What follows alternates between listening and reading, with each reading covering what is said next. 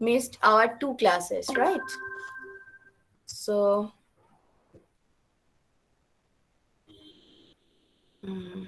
yes. Choice under uncertainty, that is what we are doing. So, any problem from the choice under uncertainty, because we are doing it. Okay, it's not completed yet. So, if you have any problem from anywhere, we have discussed a lot about that. So, ask me, and then I will continue with the risk premium. Okay, let me start with the risk premium. Risk premium means, first of all, this is applicable only for the risk averse individual. Now you can relate this with your real life. Generally, the people, your parents or your grandparents, they are giving LIC premium, they are giving the premium for their car insurance, right? So this type of premiums the households are paying generally. So that implies they are risk averse. They are trying to avoid their risk. So, what is the risk premium? Risk premium in economics, risk premium is the maximum amount of money the person can give to avoid the risk. Okay, so there is a risk for the individual. Individual knows it that there is a risk. Now, and why he is taking that risk, why he is facing that risk, because corresponding to that risk the utility is little bit higher. Then the thing is how much money he can give so that he can avoid the risk and get the same amount of utility. Okay, so this is the risk premium. Let me show you the diagram, then it will be clear. This is also from Pindyck and Rubenfeld. This diagram is also taken from there. Look at this. Income is measured on the horizontal axis and the utility is measured on the vertical axis. Okay, so you can see, if you look at the utility curve, you can understand this individual is a risk averse individual. Okay, now say the income is 10,000 or 30,000. Okay, so the job is like that. Either you will earn 10,000 whose utility is 10, or you can earn 30,000 whose utility is 18. Fine. Now, what is the expected value of the job? Expected value is very simple. Expected value means just the average of two income levels, right? So 30 plus 10 divided by 2. So that will be 40 by 2. So 20. So 20,000 is the expected value. Try to understand. This is the expected value. Fine. Not the expected utility. It's the expected value of your job. This is nothing but the average income. Fine. So average income of this job is 20,000. And what is the utility of this 20,000? The utility of 20,000, yes. The expected utility is 14. For the job, now look, for this job, what is the expected utility? So we got the expected value, that is 20,000. Now we are going for expected utility. So to understand the utility, to find out the value of the expected utility, we need to know the utility for each and every income level. So for 10,000, the utility is 10. And for 30,000, the utility is 18 from the diagram. Fine. So how can you get the expected utility? And if the income is unbiased, that means 50-50 chance of earning 10,000 or 30,000, then how to get the expected utility? 10,000, or rather 10 into 0.5 plus 18 into 0.5. Do you get that formula? Yes, ma'am. 10 into 0.5 plus 18 into 0.5. If you do it, then you can see the expected utility will be 14. Okay, so for that job, expected value is 20,000 and the expected utility is 14. Done. Now, if the job is not uncertain, if the job is certain, if another job is given to you that is certain, then to get 14 utility, what should be your income? 16,000. So for the job with 16,000 salary, you will get that 14.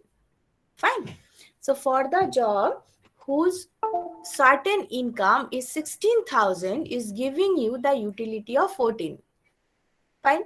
And this job which is uncertain and whose expected value is greater than 16,000, that is 20,000, is giving you the expected utility of 14. Up to this point, is it okay? So there is a job which is uncertain. The expected value of the job is 20,000. Expected utility of the job is 14. Fine. Now, 14 utility you can achieve with a certain job whose salary will be 16,000. Up to this point, is it okay? Yes, ma'am. Yes, ma'am.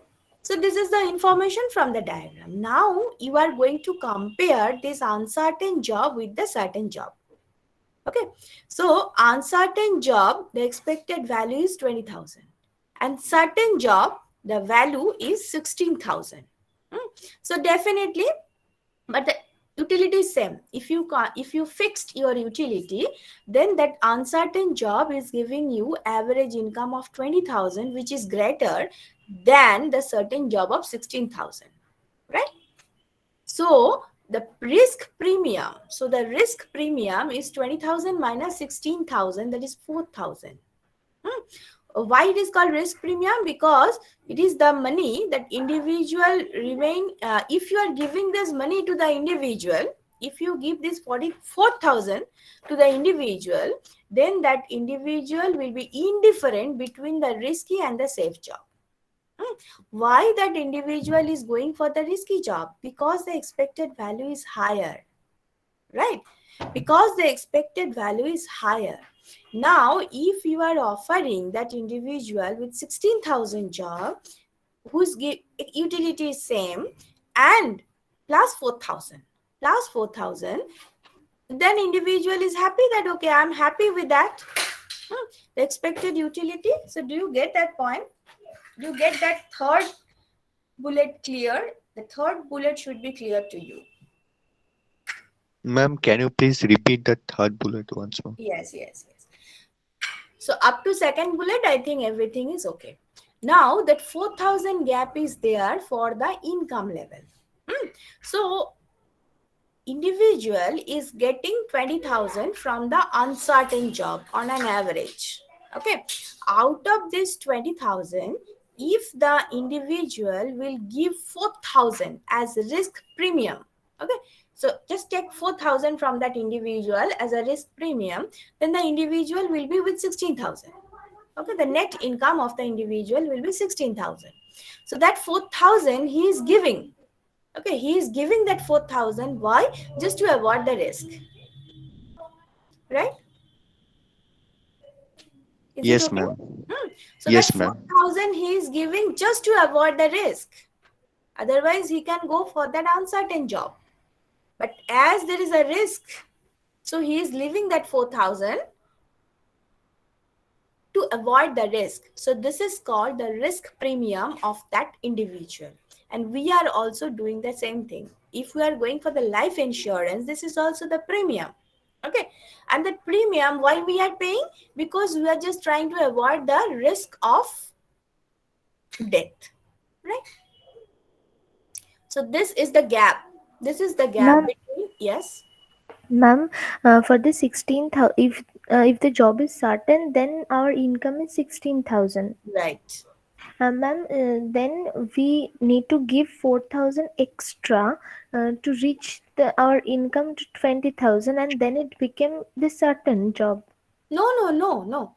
If you are giving that person that 4,000, then 20,000 will be his income and his utility will be something more than 14. Okay, that 20,000 is coming as an average of this uncertain job. This is the expected value of this uncertain job. So actually what the individual is doing, as the individual is risk averse, the individual is comparing these two. So individual is watching that I am getting same utility. Okay, I am getting same utility of 14. if I'm going for the uncertain job whose expected value is 20,000 and the certain job of 16,000, as that individual, try to understand, as that individual is risk averse, he will definitely go for that 16,000 job. Okay, because the utility is same. Okay, Yes, ma'am. utility is same, so he is going for that certain job, but he is giving how much? 4,000. He is leaving 4,000. That is the expected value. This is the average value, average income of the uncertain job. He is leaving that. Okay, just take it. Just take 4,000 from me. I'm happy. But I need the certain job. So that gap, that is a 20,000 minus 16,000, that money which the individual is eager to leave, that is called the risk premium. The individual is giving this money just to avoid the risk, because he Yes. know for the uncertain job the expected utility and the certain job utility is same. So this base is fixed, that 14 is fixed. Now he is comparing the horizontal value. And he is leaving that uncertain job to make his life certain. Right? So how much he is leaving? 4,000. So 4,000 is called the risk premium for the risk averse individual.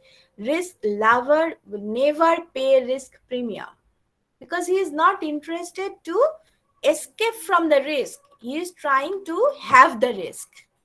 He love it. He love the risk. That is why he is risk lover. But here the individual is risk averse. He is trying to avoid the risk. Okay, so he is leaving that 4,000. He is giving that 4,000. That okay, take my 4,000. I'm happy with 16,000 job. Do you get the point? Yes, ma'am, I get it. Then, ma'am, what is the implication of this green line? Oh, that green line is nothing. Green line is actually it's a straight line showing a look. This point is giving the average value, right? This line, if you can understand, if you can remember your math class in class 2 class, then you can remember, if you join one point and another point on a curve, then the average value of these 2 points is this one, right? This is the average point. Okay, ma'am. So this point is giving you that 20,000. To find out the expected value, you have to join this point with this point and then drop the line. It will give you the expected value. This is what we are doing in your school level mathematics. Yes, ma'am, clear. Thank you. So this is the case of that will be applicable if it is a concave one. If it is a convex, then this green line will be above this convex one. Okay? But as it is concave, it is below this line, below the curve. Ma'am, for the risk premium, the curve is also concave because it is also applicable for risk averse, and the graph for risk averse is concave.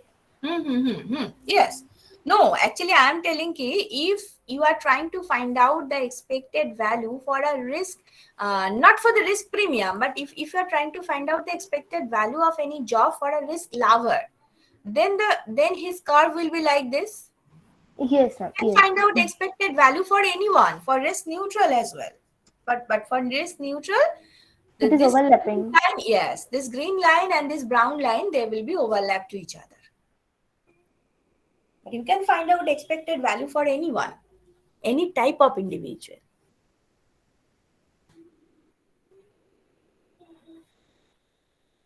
Okay, so any other question?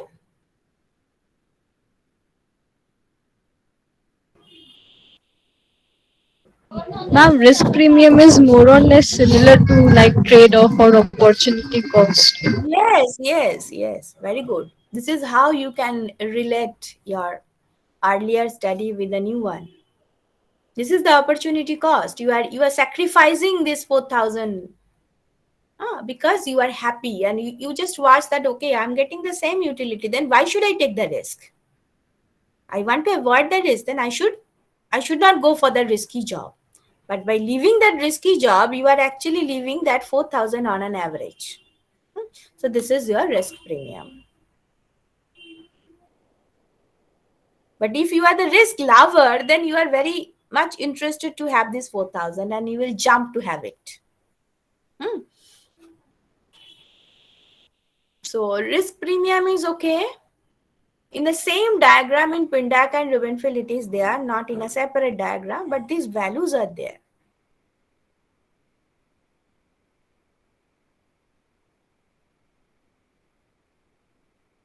Anything else you want to ask from the risk premium?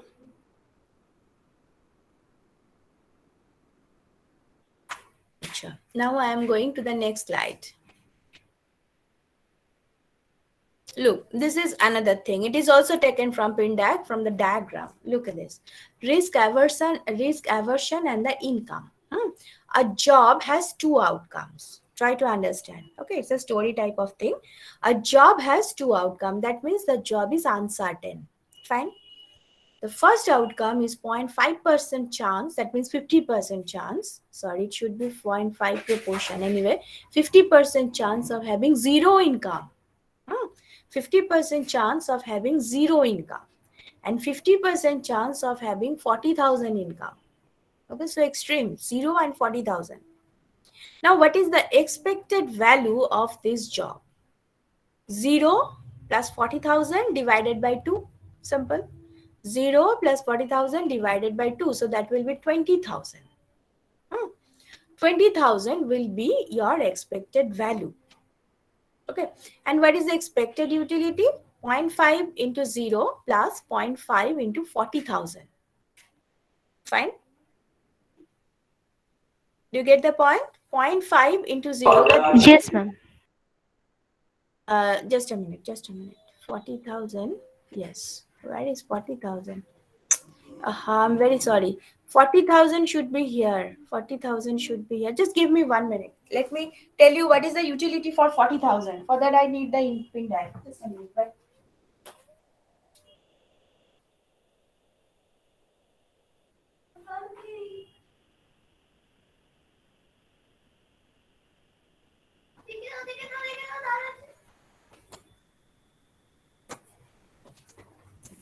yes, I'm here.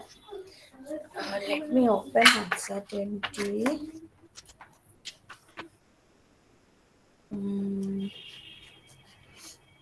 Yes. For 40,000, your utility is 20. Let me write it. For 40,000, so 40,000 is here. For 40,000, your utility, so bad, the diagram is very poor. 20 and this is 40,000. Okay, it is in Pindak Rubenfeld, not to worry, but I just forgot to write. So for 40,000, your income is 20. Your utility is 20. Fine. Now you know for 0 your utility is 0, but for 40 your utility is 20. So how to find out the expected utility? Expected utility is 0.5 into 0 plus 0.5 into 20, right? Expected utility. 0.5 into 0 plus 0.5 into 20, and that will be 10. So expected utility of this job is 10. Up to this point, is it okay? Up to this point, look at the cursor. Is it okay? Yes, ma'am. Okay, so expected value of this job is 20,000 and expected utility of the job is 10. Now, look back here. Expected utility is 10. Now look, if your utility is 10, your income is 10,000. Again, you are going to compare it, the certain job and the uncertain job. Okay, so if your utility is 10, expected utility of this uncertain job is 10. Fine. And for a certain job, you will be happy with 10,000. because the utility is 10 there. If your certain job is giving you 10,000 salary, then your utility will be 10. Okay. Now you are going to compare this 10 and that 10. Fine.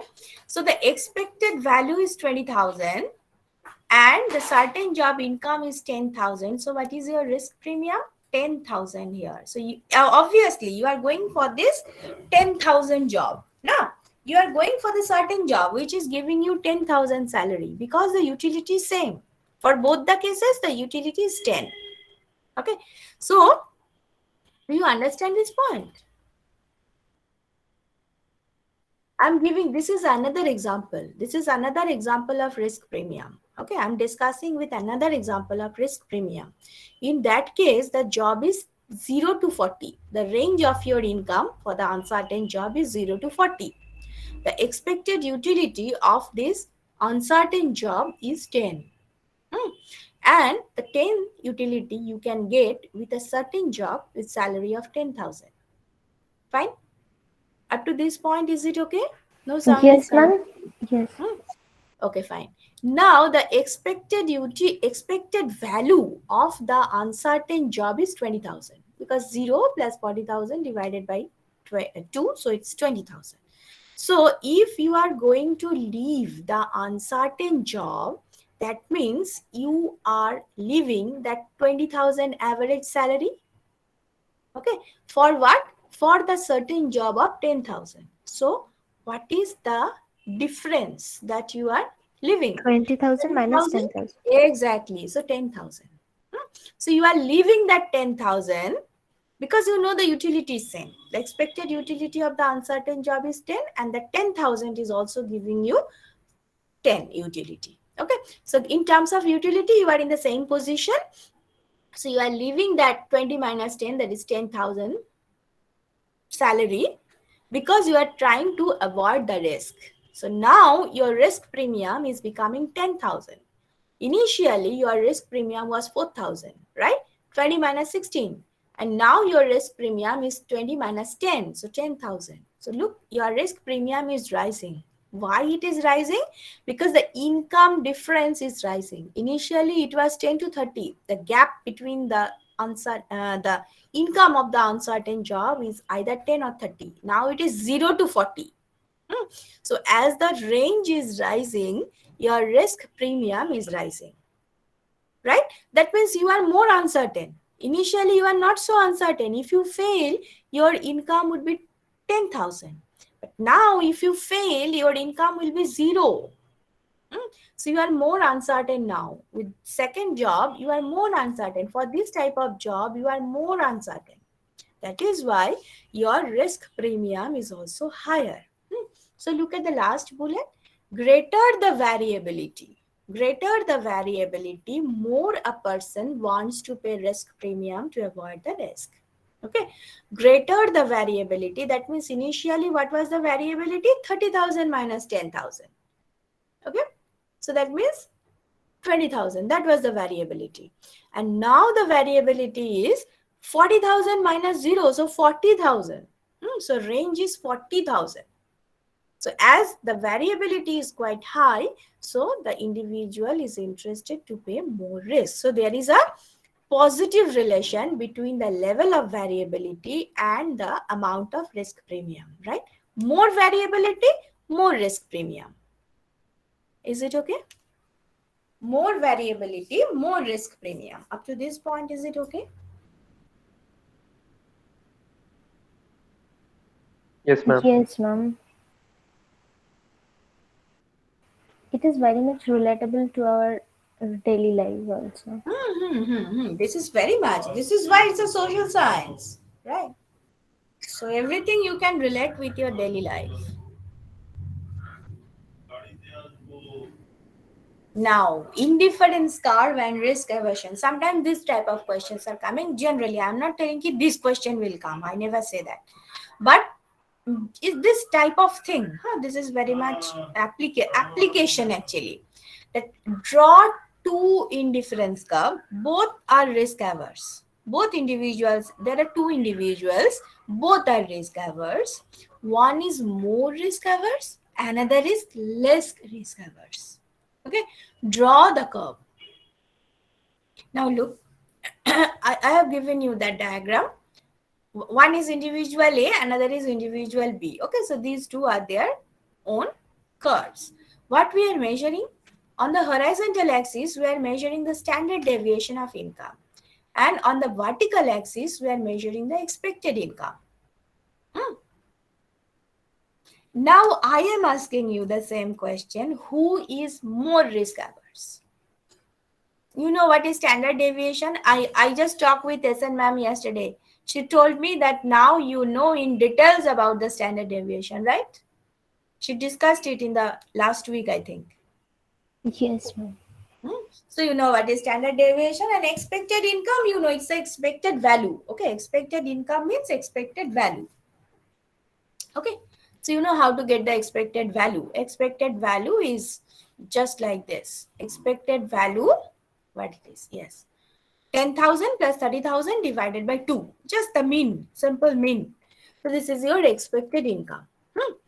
This is expected income. This is the standard deviation of income, and these are the two individuals. Tell me, who is more risk averse? Individual A or individual B? Think and tell me.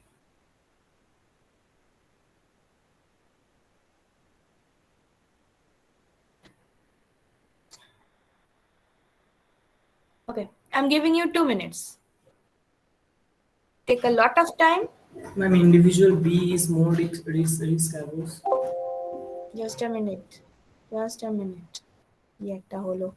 Daro. Individual B is more risk averse. Why? Why you are telling this?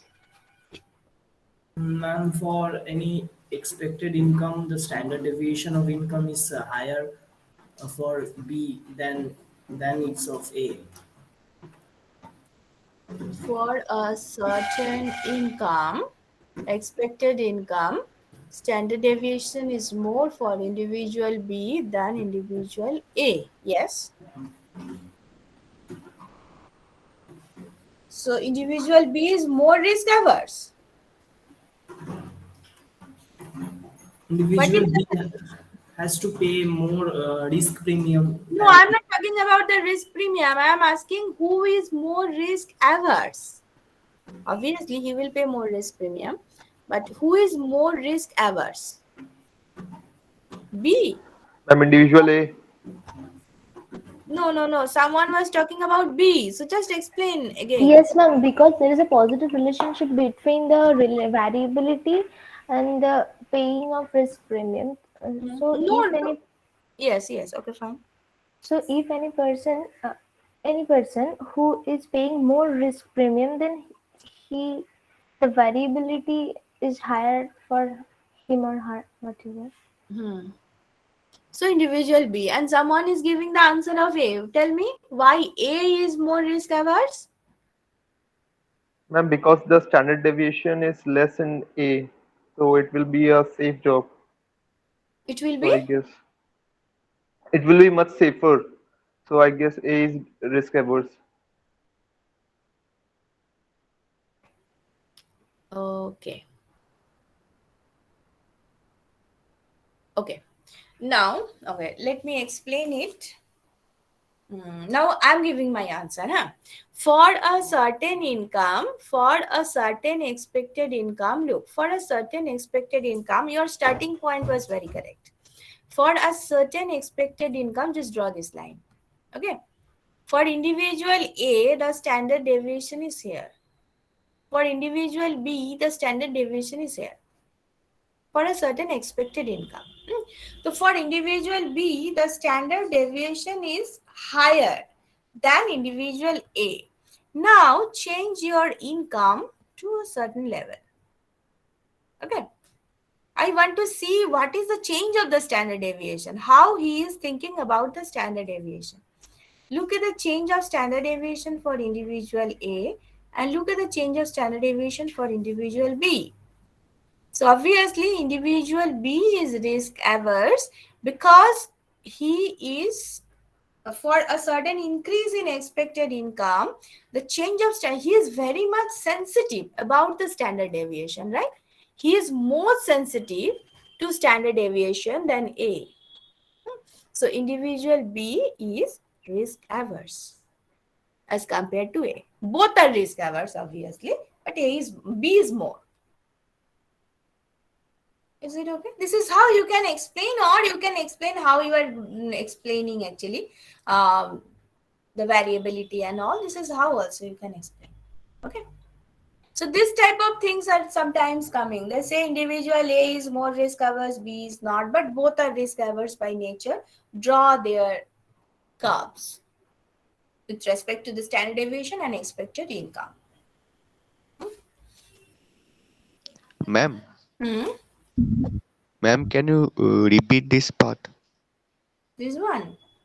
Look, as I said, Yes. if your expected income is rising, then the individual B standard deviation is changing more than individual A. Right? Look at the gap.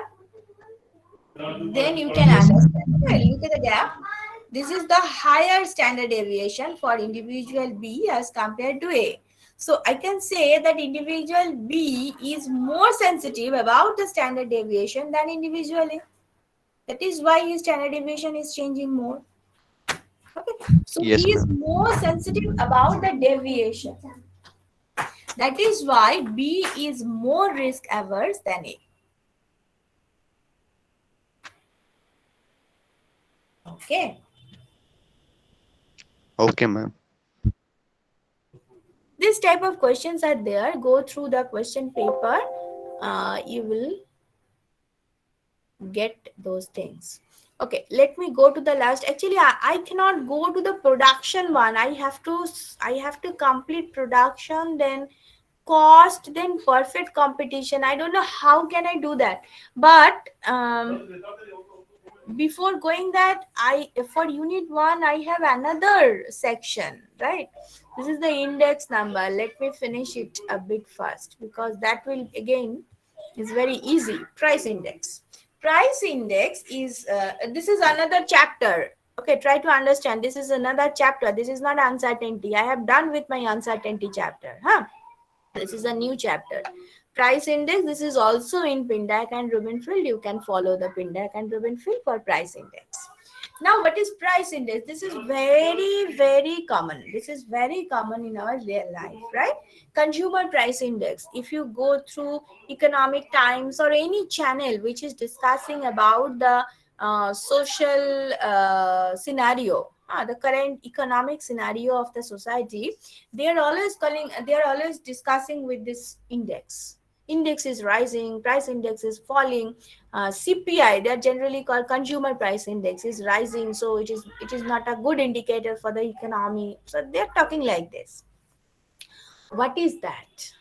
It was in the statistics chapter, but now it is coming here as price index is more applicable, as it is more applicable for the microeconomics. So now it is under the microeconomics one. So it is very simple. It's just a comparison, you can say. Okay, it's a ratio sort of thing to compare. To compare one year with another, right? So here we are discussing. Okay, this is the definition. Look at this. It is the weighted average of the price. Fine. It is the weighted average of the price. Now, what is weightage? Do you know what is weighted? This thing is known to you or not? Weighted? Yes, ma'am. So weighted average is, look, it's like, what we discussed in the uncertainty one, when we are discussing about the expected value, it was like 10,000 plus 30,000 divided by 2. So this is an average, right? And this average is not weighted, because 10,000 and 30,000, they are actually they are getting equal weightage. So that is why it is not mentioned. But say we are going to give more importance on 30,000 than 10,000. The situation is like that. We should give more importance on 30,000 than 10,000, then they are not equally considered in the expected value calculation. The 30,000 may have 60% importance and the remaining for the 10,000. So that the weightage of the 30,000 is 0.6.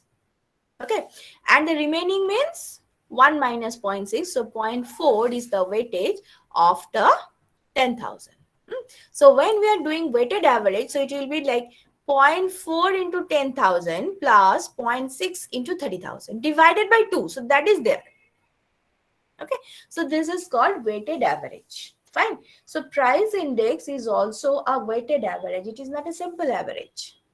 Okay, it is not like 10 plus 30 plus 2. 10 plus 30 divided by 2. It's not like that. It is 0.4 into 10 plus 0.6 into 30 divided by 2. So it's a weighted average. And what price index is trying to give? It is trying to give the answer of how consumption has changed from one to another time. Okay, how consumption has changed from one to another time. So generally we are talking now our consumption pattern has changed. Now we are very much interested to consume the electronic goods. Our grandparents are not like that. They are interested to have healthy food. They are interested to have which we are calling the organic food, like this. So they were like that, but now we are not interested about the food item as such. We are more interested about the electronic goods. We cannot live without laptop, we cannot live without smartphone, we cannot live without dish antennas. So it's like that, right? So our consumption pattern has changed. This is true. But the price index is giving us the exact idea about how it is like that, how much it is changed. Do you get the idea of price index?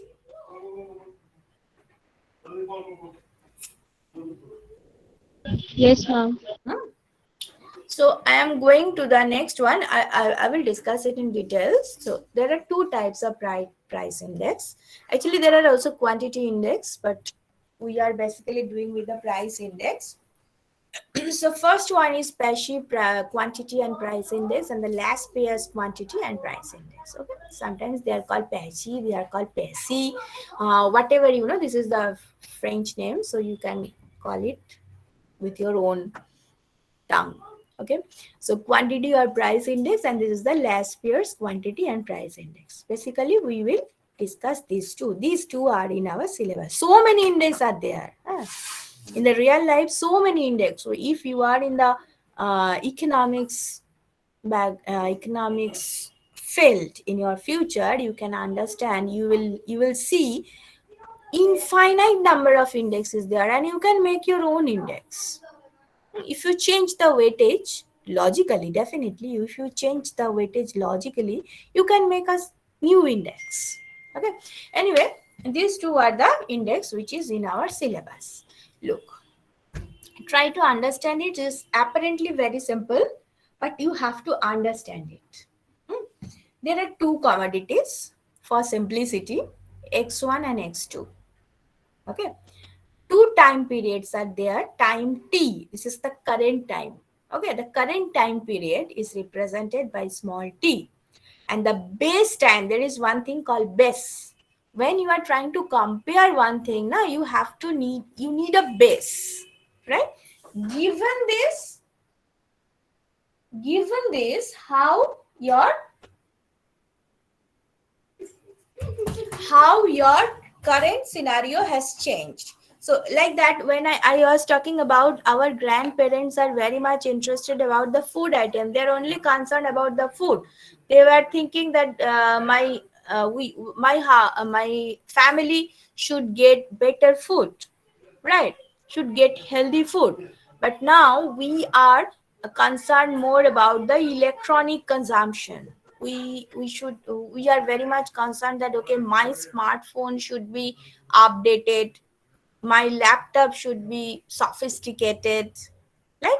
So look, when I'm talking like this, actually I am comparing my time with my grandparents, right? So here my base is my grandparents' life. I am comparing my time with the time of my grandparents. So here the base is the time of my grandparents. So that is the base time. Okay, when you are trying to compare anything, you need a base, BAC, base. Okay, so that time is represented by small b. So two commodities are there, x1 and x2, and two times are there, current time t and the base time b.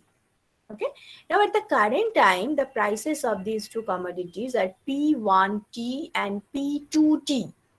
Everything in terms of T. Okay, the superscripts are T. Consumption is X1T, X2T. Fine. If for the base time, P1B, P2B, and the consumption X1B and X2B. Okay, these things are given to you. Okay, this information is given to you. Any problem from these information slide? From here you No, have to ma'am. calculate. From here you have to calculate your index. So this information should be given to you. Fine. Now, given this information, the passive quantity index is, generally we are writing passive quantity index like PQ. Quantity index though, so PQ. If it will be passive price index, then it will be PP. The subscript will be P. Anyway, it's PQ now. Look, as I said, it's a ratio. The numerator will be for the numerator is preserved for the current period and the denominator is preserved for the base period. So current by base. Okay. What we are having in the numerator here? P1T X1T. P2T X2T. So the current consumption bundle at current price. Make it clear. Current consumption bundle at current price. Expenditure for current consumption bundle at current price. Is it okay? Look at the numerator. X1T, this is here. And P1T, this is also here. Okay. So expenditure for current consumption bundle at current price. Is it okay? The numerator. Only numerator.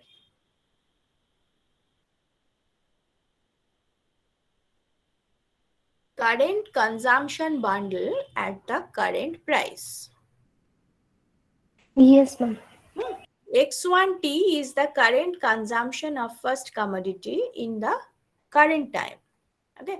P1T is the consumption of the price of the first commodity current time. P2T is the price of X2 at current time. X2T is the quantity of X2 consumed at current time. Okay, so this is the total expenditure. So this is the expenditure for first commodity. This is the expenditure for the second commodity. So sum is the total expenditure for the consumption at current price. And look at the denominator. P1T into X1B. So X1B is the quantity consumed at the base time, but the price is today's price. Okay. So the total, and look at the second one, P2T X2B. So in the denominator, we are measuring the expenditure of base consumption at current price. Expenditure of base time consumption, base, BAC, base time consumption at current price. So price is same. The quantities are changed. Okay. This is the quantity at current time and this is the quantity at the base time. Commodities are same, but the amount of consumption has changed. So it is only the change in consumption. The prices are in terms of current price. Is it okay? শুধু first বুলেটটা দেখো, হ্যাঁ এটা দেখার দরকার নেই। if থেকে don't look at this, just look at the formula and make it clear. Yes, ma'am. Clear. Anyone else? Ma'am, Mhm. ma'am, what do we actually mean by expenditure of base time consumption at current price? No, Like, expenditure. Yes. like what kind of expenditure? At what are we measuring it? Like, I couldn't get that part. Okay. There are two commodities, X1 and X2. Okay. That X1 and X2, these are fixed. Hmm. But look, X1 may be the food one and X2 may be the electronic goods. Fine. So in the base time, the consumption of X1, that means the time, say the base time is my grandparents' time. X1 is greater than X2. Do you get the point? Because now Yes, ma'am. at that time they were more concerned about the food. At that time they maximum had a radio, not more than that. Okay, but now at the current time X2 is greater than X1. The expenditure for electronic goods is more generally than for food consumption. Okay, so X1 and X2, the amount of X1 and the amount of X2, these are changed as compared to the base time in current time. Is it okay? Yes, ma'am. So now we are trying to find out the ratio of the total expenditure for these two commodity at the base time and the total expenditure of these two commodities at the current time. The prices are in current time. Yes, ma'am. Now clearly understood. Okay. Prices are in current time. So with respect to the current price level, how the expenditure has changed for same commodities. And why they are changing? Because the consumption amount has changed. Is it okay now? Yes, ma'am. Just a ratio. It's just a ratio. Now, what is the implication? Why we are doing this complicated mathematics? Because if passive quantity index is greater than 1, if it is greater than 1, what does it mean? That means the numerator is greater than the denominator, right? The numerator is greater than, simple. If the ratio is greater than 1, that means the numerator is greater than denominator. That means the expenditure is more today as compared to the total expenditure at the base time. Is it okay? Is that okay? If this inequality is true, look at my cursor. If this inequality is true, then I can say the total expenditure in current time is greater than total expenditure in the base time. Yes, ma'am. Clear. So today we can spend more than yesterday, right? Yesterday means base time. Today we can spend more than yesterday, right? Today we are spending more than best time. Is it okay? This is the total expenditure at the current time. This is the total expenditure at the base time. So total expenditure in current time is greater than total expenditure in the base time. So what is the conclusion? Or this is not the conclusion, the implication of this line. We are spending more today than the base time. Yes, ma'am. That means we are earning more. We are spending more means we are spending. Why we can? How can I spend? If my income is not more, then I cannot spend more, right? So as my expenditure is higher, that implies my income is higher. So I am in a better position now as compared to the base time. Do you get the point?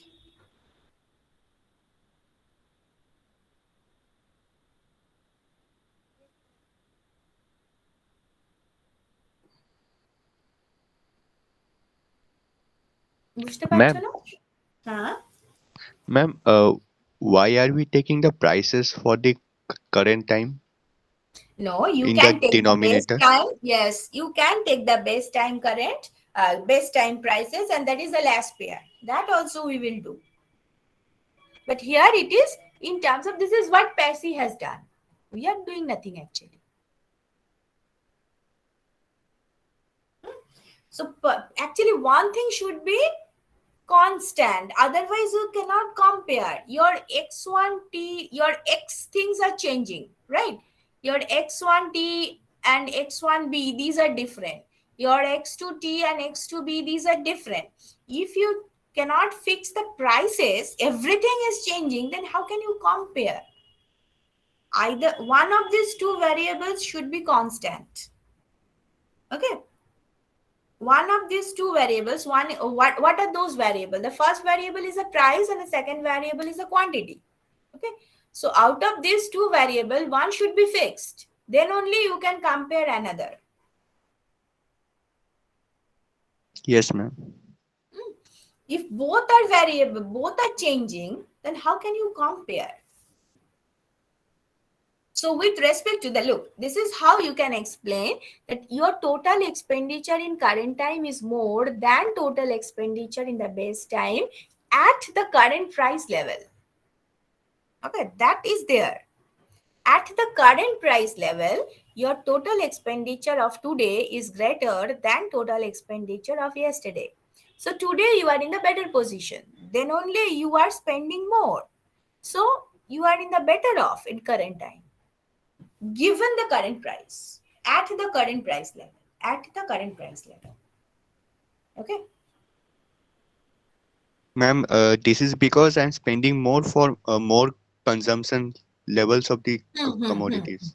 Exactly, with respect to X1 and X2. Okay, ma'am. Understood. At the current price level, we are discussing everything at the current price level. So if you compare these two situations at the current price level, then consumer is better off because he is spending more today. Okay. Now go to the last pair. Here you are getting your answer. Look, the price is the base price. All other things are same. Again, the numerator is for the current period, the denominator is for the base period. X1T, X2T, X1B, X2B, these things are there.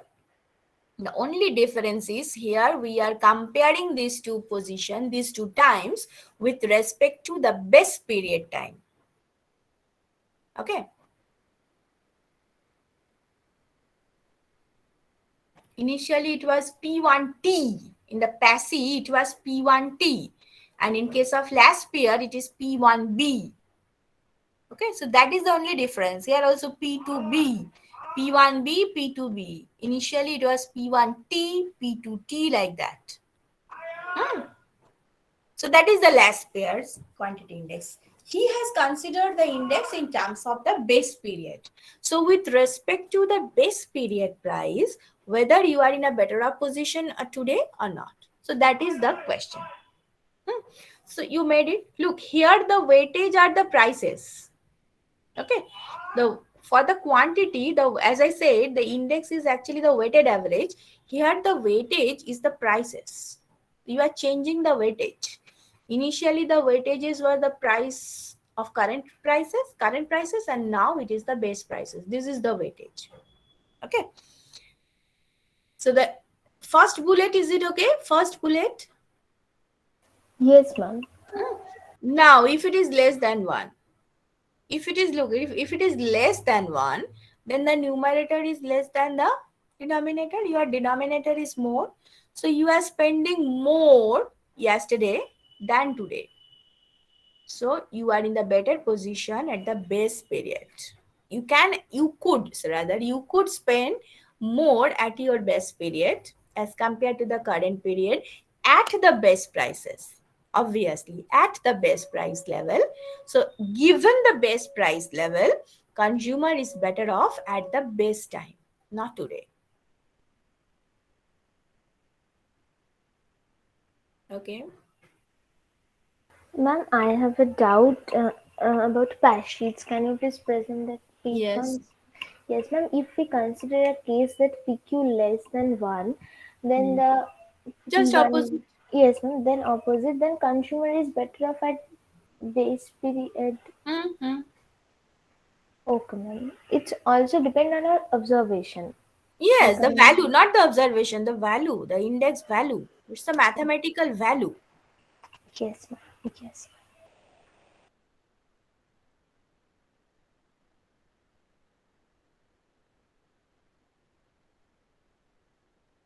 For the quantity index, any question for PASI or the last pair?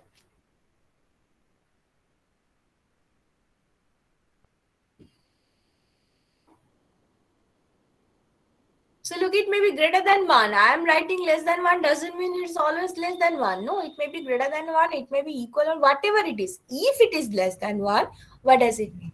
Actually, here I assume it's greater than 1. That is why I am using here is less than 1. Just to give you another scenario. That's all.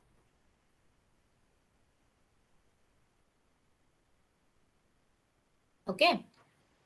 Ma'am, Yes, ma'am. Yes. ma'am, what will happen if it is equal to 1? Then you are indifferent. You are in the same position.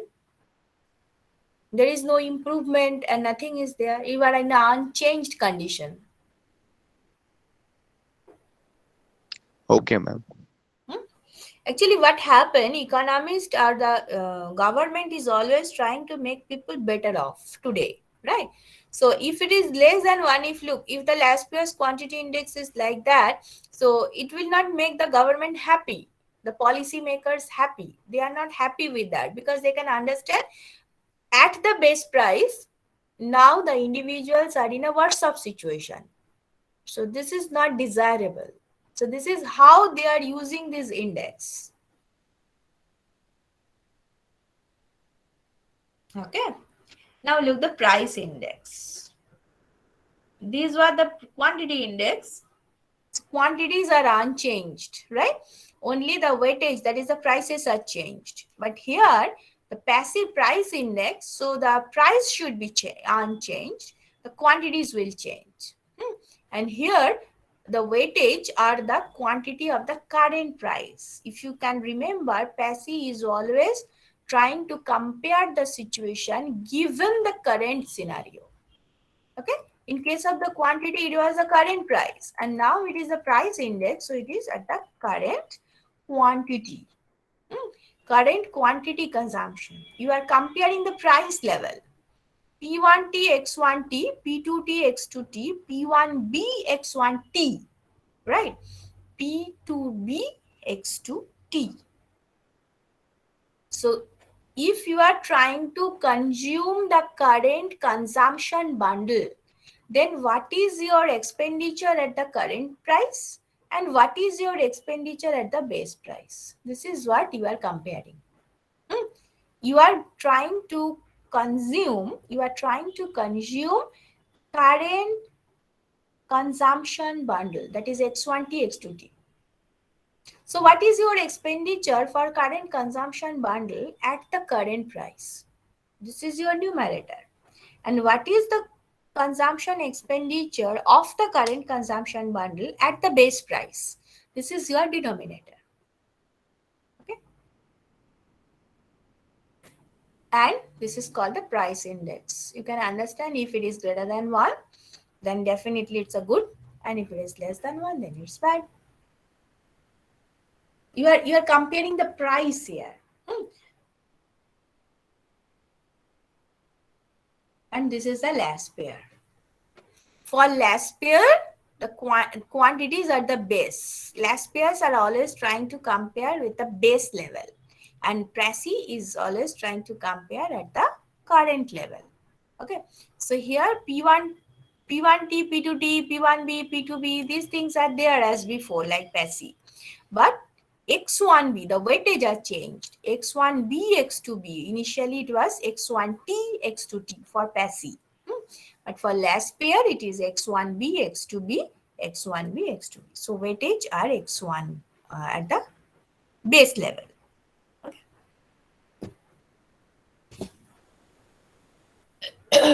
Ma'am, Ma'am, can you please show the page for PASI price index once? Yes, this one.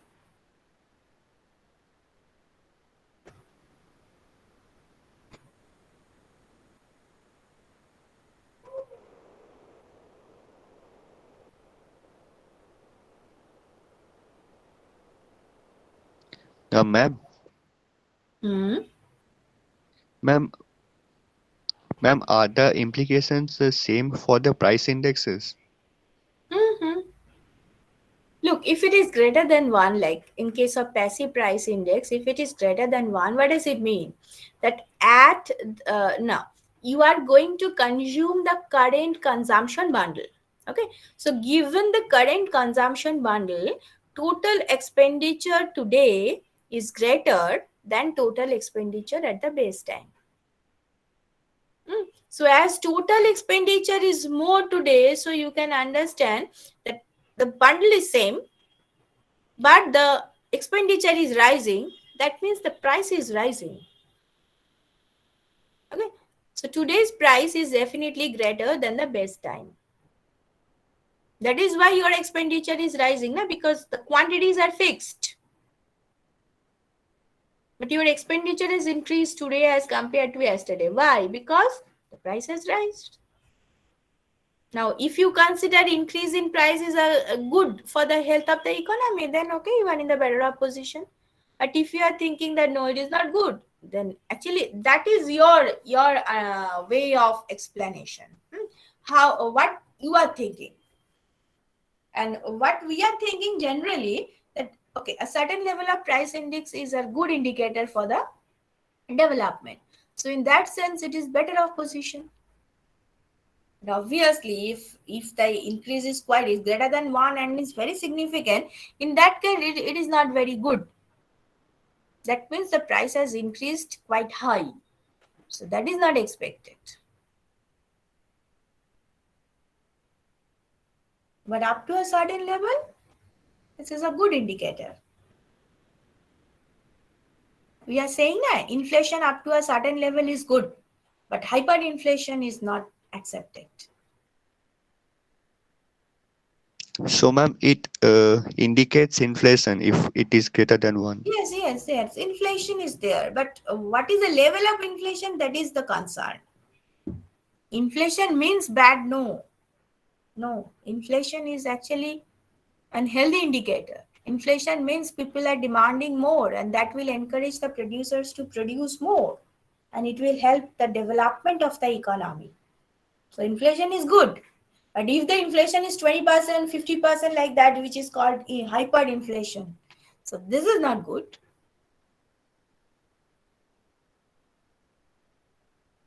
But then why this is not good? Because in that case, consumers are suffering a lot. Yes, ma'am. Okay, so these are the index, and basically these are okay. This is the expenditure index is also there. Okay, these things are there. I just want to finish our unit 1. You know, I am very much bored with unit 1. Expenditure index is what? Now look, here everything is changed. Now you should be happy. Look, P1T X1T, P2T X2T, P1B X1B, P2B X2B. So everything is changed. So the current quantity at current price, this is your numerator. Best quantity at the best price, this is your denominator. Okay, current quantity at current price, this is your numerator, and best quantity at the best price, this is your denominator. This is called expenditure index. Okay, this is another index. Basically this is not in our syllabus, but still we are generally using this also. That is why we have introduced it here. Now if look how we are using it. If PP is greater than M, PP is what? Passive price index. PP is passive price index. If it is greater than expenditure index, that is M. Look at this. This is passive. The numerator of passive is P1T, X1T, P2T, X2T, And what is the numerator of M? P1T x1T, P1 P2T x2T. So numerator is same here. Try to understand. Okay, for expenditure index and for passive price index, the numerator is same, but the base is different. In case of passive price index, the denominator is P1B x1T, P2B x2T, and in case of expenditure index, P1B x1B, P2B x2B. So that is the difference. So if you write this thing, like P greater than M, so numerator from the both side will be cancelled out. So denominator is left. Okay, so 1 by denominator of the passive price index is greater than 1 by denominator of the expenditure index because the numerators are same. So if it is, and if you just make 1 by thing just inverse of that, then it will be P1B x1B plus P2B x2B is less than P1B x1T plus P2B x2T. Okay, this is for passive and this is for expenditure index. And if it is, what is the implication of this inequality? For the base price, look at the thing. For the base price, given the base price P1B, P2B, given the base price, the expenditure for current consumption bundle is greater than expenditure for the base consumption bundle, right? And if it is, then consumer is choosing the consumption bundle at time T than B, because now you are getting the more scope. You are in the better position now, given the base price. So you should choose this. So this is how you are using one index and another index to compare the situation. Okay.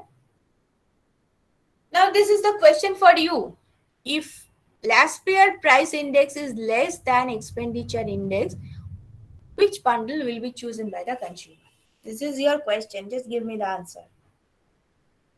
Right in your copy, just write this inequality. LP is less than M. Your M is here.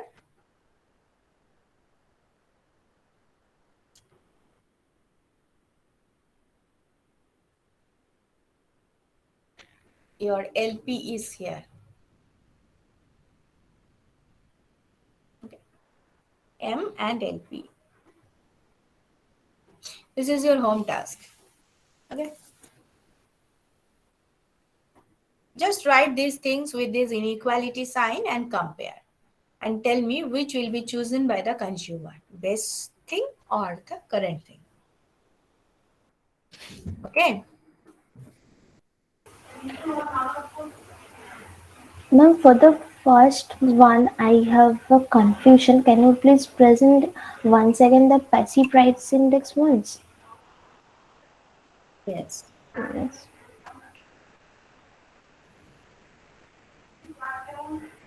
Yes, ma'am. Here the denominator is P1B x1T. Then it goes to the right hand side of less than side. P1B x1T. This is in the less than type. মানে উল্টো হবে না মানে আচ্ছা আচ্ছা তুমি বলছো cross multiplication করলে হ্যাঁ ম্যাম উল্টো আসছে তো yes right, so that should be greater than. yes ma'am Yes, that should be greater than. That should be greater than. And that is why actually what happened, the conclusion is correct, but this sign is just opposite. That is why as the expenditure at the current time is less than expenditure at the base time, at the base price, consumer will definitely choose the current time because the expenditure is less. Okay, let me do it. Just a minute. Baba, where to get the sign?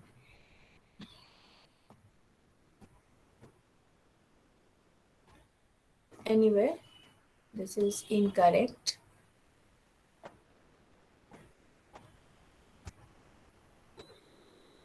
This is incorrect. I will do it at my home.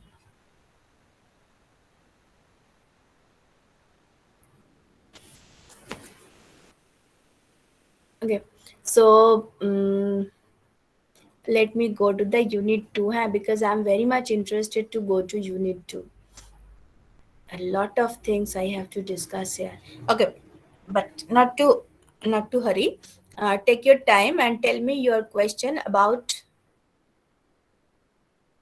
index number. Ma'am, can you repeat that? Implication means why it will be the same after the correction. No, look, okay. That part. Yes. If it is greater, just a minute. Yes. If it is like this, then at the base price, the total expenditure for base consumption is greater than total expenditure for current consumption. So for the consumer's point of view, from the consumer's point of view, consumers are interested to go for lesser consumption expenditure. So he will choose X1T, X2T, not X1B, X2B. To get my point? So, ma'am, to minimize the expenditure, they go for Consumers B. are interested to exactly. Consumers are interested to minimize the expenditure. They are not interested about the welfare of the economy. Okay. They are not concerned about that. Okay, ma'am. Ma'am তাহলে next স্টেপটার ক্ষেত্রে তো কারেন্টটাকে ওরা next স্টেপটা বাড়িতে করো। আচ্ছা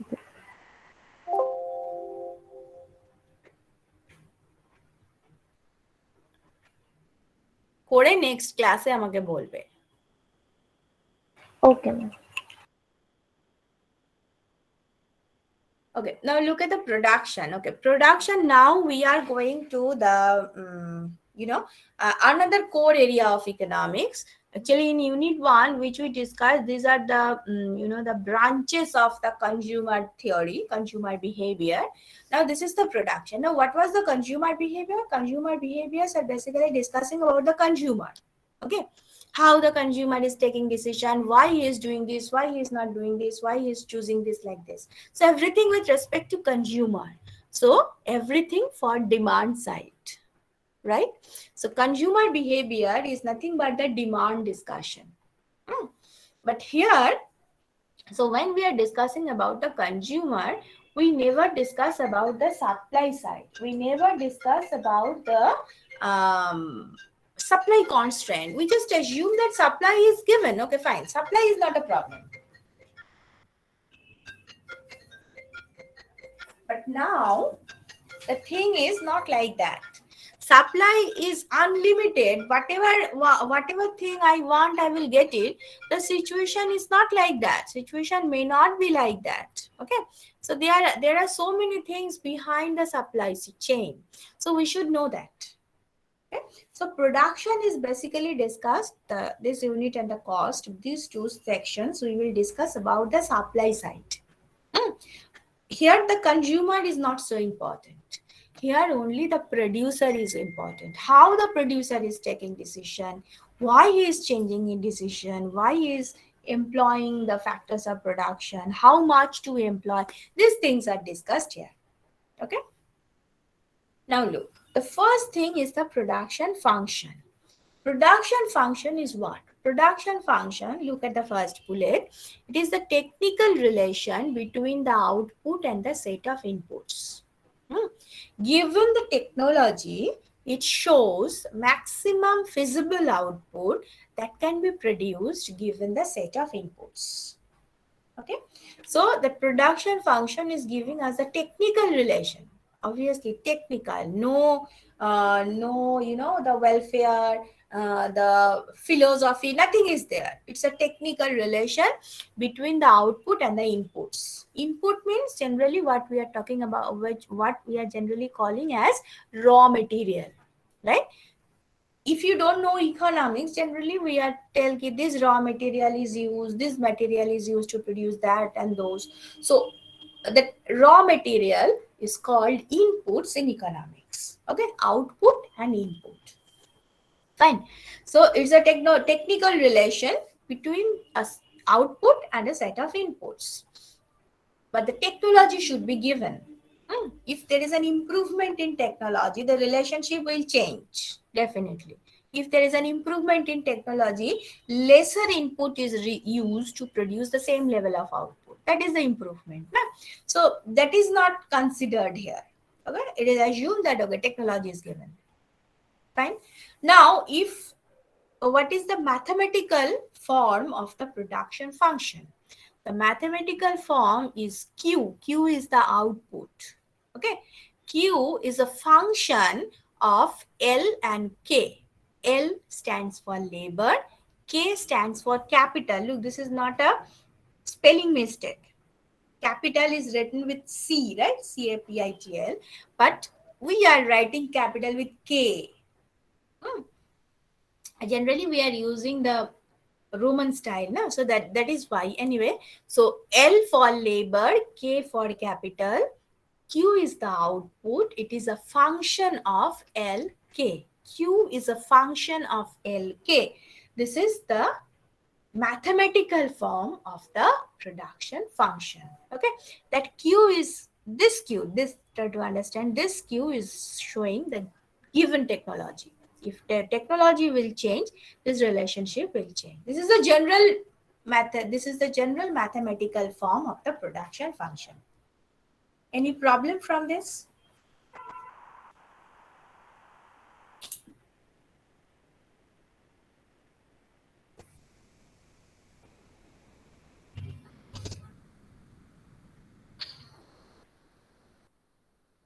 I will stop after discussing the next slide. But because I'm very happy because ultimately I could start the unit 2. So if you have any query from this production function chess slide, you can ask. No, ma'am, it's clear. Okay. Now, how we will discuss this chapter? As this chapter is a very large in size, we will divide it in 2 parts. The short run production and the long run production. Okay.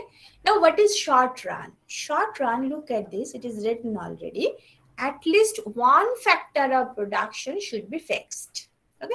There are 2 factors of production. There may be n number of factors of production. Okay. That is a general form. But here, specifically, we are using 2 factors of production. So out of the factors of production, if at least one factor of production is fixed, then we will consider this time as a short run. If I ask you, before showing this slide, if I ask you what is short run, you may say, ma'am, it is 1 year, it may be 1 week, it may be 5 years. So look, it varies. It depends on the type of production, the types of commodity which you are going to produce.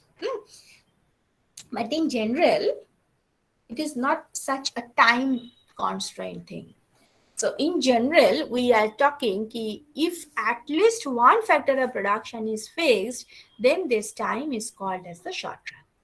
And when all factors of production can vary, then it is called the long run. Okay. As there are 2 factors, we assume out of these 2 factors, in the short run, we assume capital as a fixed factor. Okay, because it is not easy to change capital overnight. You cannot change the number of machine overnight. You cannot change the size of your factory overnight, but you can change the number of labor employed overnight. If you want to employ more laborers, you can employ it in the next day, right? But if you want to install a machine, you are just thinking today that, okay, I have to install a machine, and tomorrow you cannot do that. You need some time. Is a proper process is there behind the installation. But if you want to employ a labor, especially the unskilled labor, then you can do it. Anytime you can do it. Okay, so that is why labor is more variable than capital.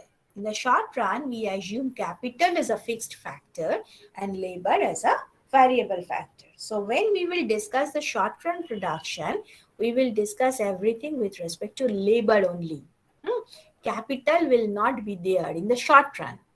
But when we will go for the long run, as it is the situation or it is a time when all factors are variable, so in the long run, we will consider the importance of labor as well as capital in the production process. Okay. So this is just the introduction of the production. We have to go a long way. But up to this point, if everything is okay, then I can leave the class happily. Yes, ma'am. Okay, then you should also be happy. If you have any query, you can ask me in the next class as well, or in this class as well, obviously. You have time, you can ask.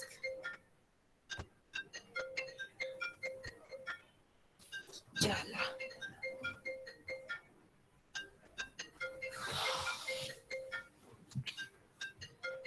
Do you have any problem?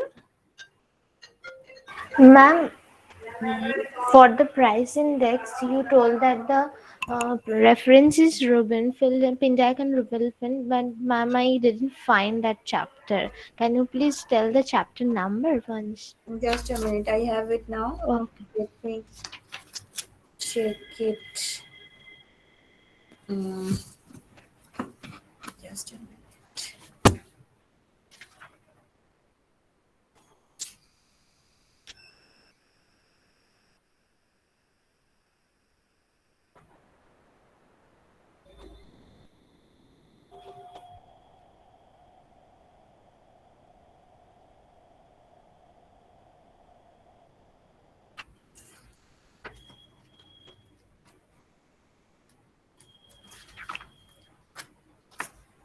Look, cost of living index is there. Last pair index, PASI index, these things are there. In my book, it's chapter 3, consumer behavior.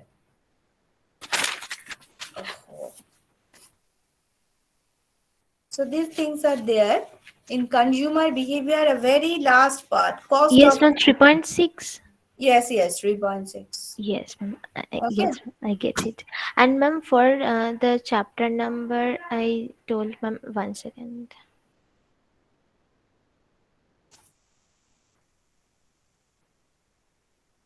For uncertainty, there is a topic like bubbles, etc. Is this under our syllabus? No. Up Okay, to ma'am. risk premium. Okay, diversification. No.